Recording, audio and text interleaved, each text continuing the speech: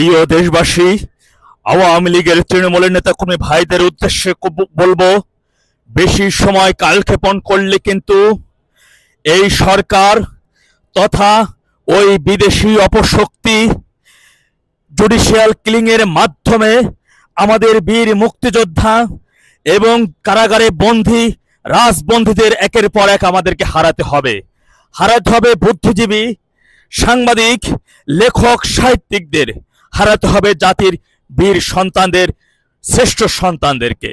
সাবেক শিল্পমন্ত্রী, বীর মুক্তিযোদ্ধার অন্যতম সংগঠক নুরুল আমিন মজিদ ভূঁইয়া সাহেবকে যখন তার সর্বপ্রথম ডেঙ্গু জ্বরে আক্রান্ত হলেন, তার চিকিৎসার জন্য পরিবার থেকে আবেদন জানানো হয়।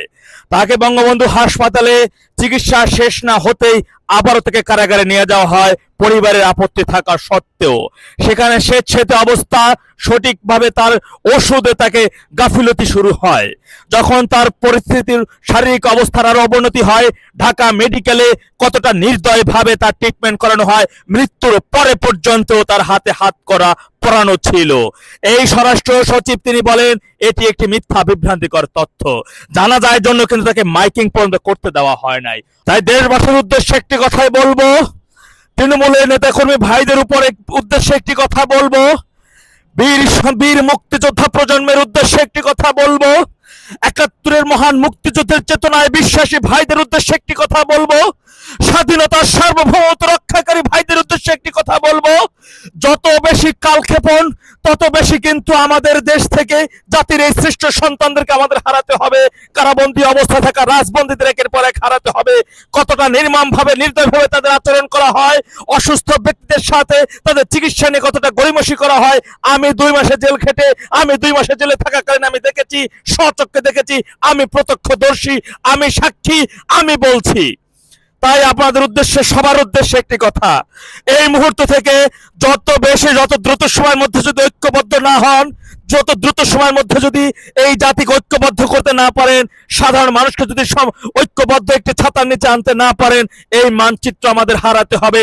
৭৫ পরবর্তী সময় যেভাবে বুদ্ধিজীবীদেরকে হারিয়েছি, জাতির শ্রেষ্ঠ সন্তানদেরকে হারিয়েছি, এবং যারা এখন পর্যন্ত মনে করেন বিএনপি ক্ষমতায় আসার পরে নির্বাচনের মাধ্যমে আমরা বিএনপি কাঁধের উপর ভর করে আন্দোলন সংগ্রাম করব, তাদের উদ্দেশ্যে একটি কথাই বলবো, 1 থেকে 6 সাল পর্যন্ত এই বিএনপি কিন্তু সারা দেশে ৩৫,০০০-এর অধিক আওয়ামী লীগ নেতাকর্মী সহ সাধারণ মানুষকে হত্যা করেছিল। এমনকি আওয়ামী লীগকে সমূলে নির্মূল করার জন্য আজকের এই র্যাব বাহিনী তারাই তৈরি করেছিল, তারেক রহমানই তৈরি করেছিল।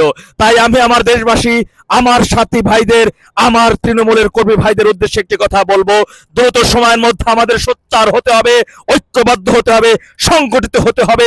দেশবাসীকে এই মেসেজগুলো জানিয়ে দিতে হবে, জাতির শ্রেষ্ঠ সন্তানদের সাথে কতটা নির্দয় ঘটনা ঘটানো হচ্ছে, তাদের লাশ কিভাবে আটকে রাখা হচ্ছে, এবং মৃত্যুর পরবর্তী সময় জাতির এই শ্রেষ্ঠ সন্তানদেরকে কতটা অবহেলিত, হাসপাতালের যে বিছানায় বেডের শুয়ে রাখা হয় সেখানে একটি চাদর পর্যন্ত বিছায় না এই সরকার, এতটা অপমান অপদস্থ তাদেরকে করা হচ্ছে, লাঞ্ছিত করা হচ্ছে।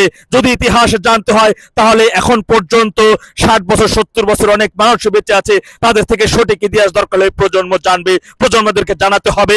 নেত্রীর কাছে একটি আবেদন, একটি উদ্দেশ্য, যত বেশি সময় নেবেন, যত বেশি কালক্ষেপণ করবেন, তত বেশি জাতির শ্রেষ্ঠ সন্তানদেরকে হারাতে হবে, তত বেশি রাজবন্দীদেরকে হারাতে হবে।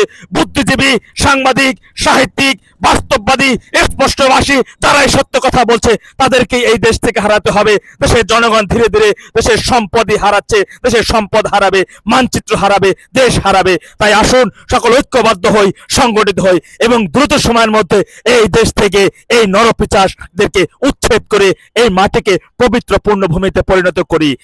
আল্লাহ সবাইকে সঠিক বুঝদান করুন। ওয়াখিরি জামানা আলহামদুলিল্লাহি রাব্বিল আলামিন। আসসালামু আলাইকুম ওয়া রাহমাতুল্লাহ। জয় বাংলা।